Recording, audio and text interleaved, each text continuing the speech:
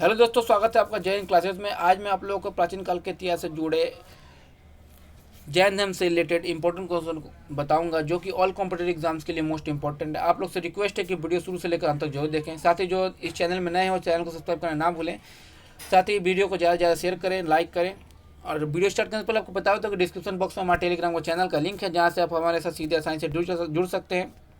चलिए स्टार्ट करते हैं हम लोग आज का वीडियो। आज का वीडियो का हमारा पहला टॉपिक है जैन धर्म। जैन धर्म का संस्थापक तथा प्रथम तीर्थकर थे वो थे आपका ऋषभदेव। जैन धर्म के संस्थापक का नाम क्या था? ऋषभदेव। तथा प्रथम तीर्थकर जो थे ऋषभदेव थे।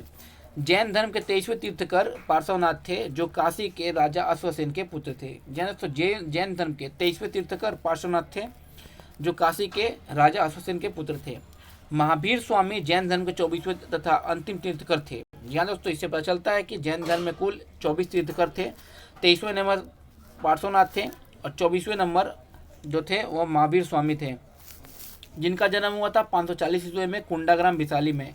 दोस्तों, 540 ईस्वी में महावीर स्वामी का कुंडाग्राम वैशाली जगह में जन्म हुआ। बढ़ते हैं अगले तरफ। महावीर स्वामी के पिता का नाम सिद्धार्थ था, जो ज्ञात्रिक कुल के सरदार थे। इनके माता का नाम त्रिशला देवी था। दोस्तों, महावीर स्वामी का जन्म 540 ईस्वी में कुंडीग्राम वैशाली में हुआ, जो कि वे जैन धर्म के 24वें अंतिम तीर्थकर थे। इनके पिता का नाम सिद्धार्थ और माता का नाम त्रिशला देवी था।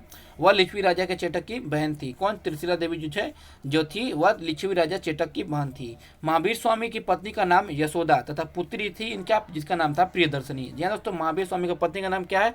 यशोदा, और उनके पुत्री का नाम प्रियदर्शनी। महावीर स्वामी के बचपन का नाम वर्धमान था। जी दोस्तों, महावीर स्वामी के बचपन का नाम वर्धमान था। ये क्वेश्चन पूछा जाता है दोस्तों, आप लोग इस पर नोट कर लीजिए। महावीर स्वामी के बचपन का नाम क्या था? तो वर्धमान था।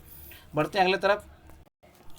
महावीर स्वामी ने 30 वर्ष की आयु में माता पिता की मृत्यु के पश्चात अपने बड़े भाई नंदीवर्धन से अनुमति लेकर सन्यासी जीवन को स्वीकारा था। जी हाँ दोस्तों, इससे महावीर स्वामी के सन्यासी जीवन का पता चलता है। महावीर स्वामी ने किस वर्ष सन्यासी धर्म को अपनाया? तो वो था आपका दोस्तों 30 वर्ष के समय काल में। जब वो 30 वर्ष के हो गए थे तो उन्होंने सन्यासी का रूप धारण किया।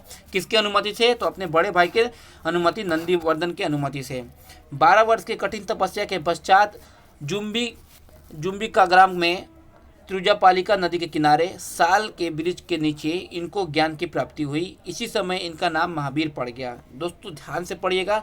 12 वर्ष की कठिन तपस्या के पश्चात जुम्बिका ग्राम में त्रिजुपालिका नदी के किनारे साल के वृक्ष के नीचे इनको ज्ञान की प्राप्ति हुई। इसी समय इनका नाम महावीर पड़ गया। महावीर स्वामी का नाम महावीर कब पड़ा? जब उनको ज्ञान की प्राप्ति हुई। कब हुआ? 12 वर्ष की आयु में, मतलब 12 साल की कठिन तपस्या के बाद। किस वृक्ष के नीचे? साल के वृक्ष के नीचे। किस नदी के किनारे? तो त्रिजुपालिका नदी के किनारे।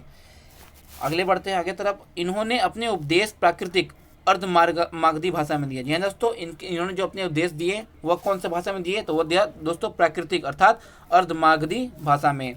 महावीर के अनुयायियों को निग्रंथ कहा जाता है। जी दोस्तों, महावीर के अनुयायियों, जो इसके मानने वाले थे, वो ने निग्रंथ कहा जाता है। बढ़ते हैं अगले क्वेश्चन की तरफ।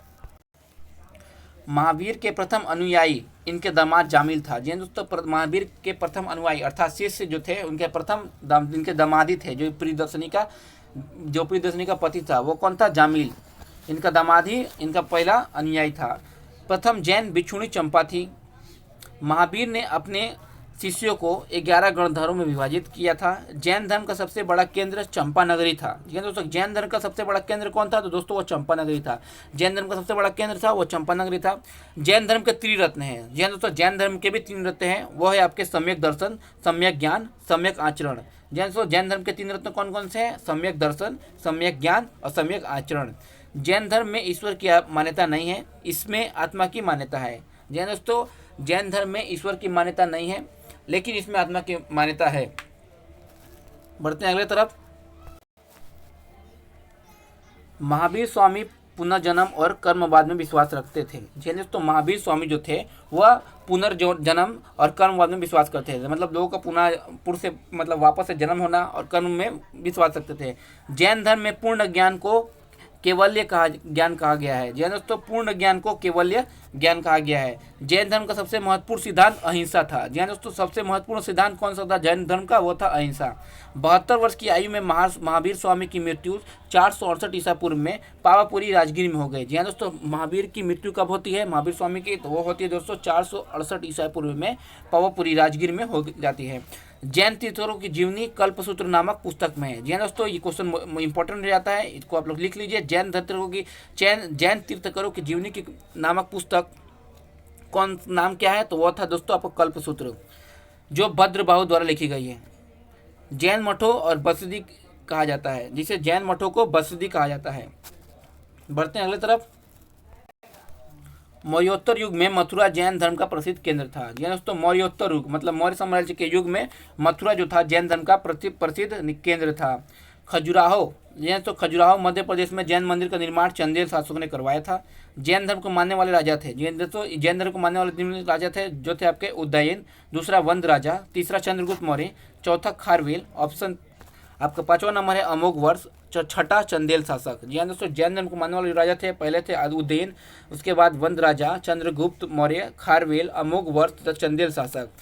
जैन धर्म ने अपने आध्यात्मिक विचारों को सांख्य दर्शन से प्राप्त किया है। जैन धर्म के आध्यात्मिक विचारों को सांख्य दर्शन से प्राप्त किया है। बढ़ते हैं अगली तरफ।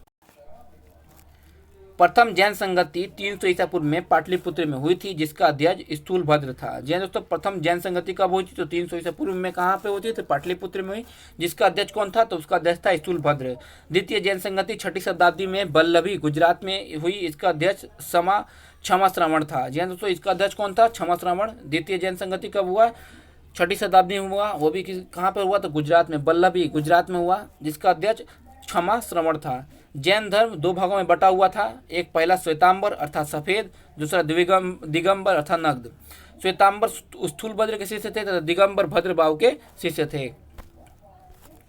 श्वेतांबर किसके शिष्य थे? स्थूलभद्र के शिष्य थे, दिगंबर भद्रबाहु के शिष्य थे। तो दोस्तों, आपको ये वीडियो कैसा लगा हम कमेंट बॉक्स में बताएं।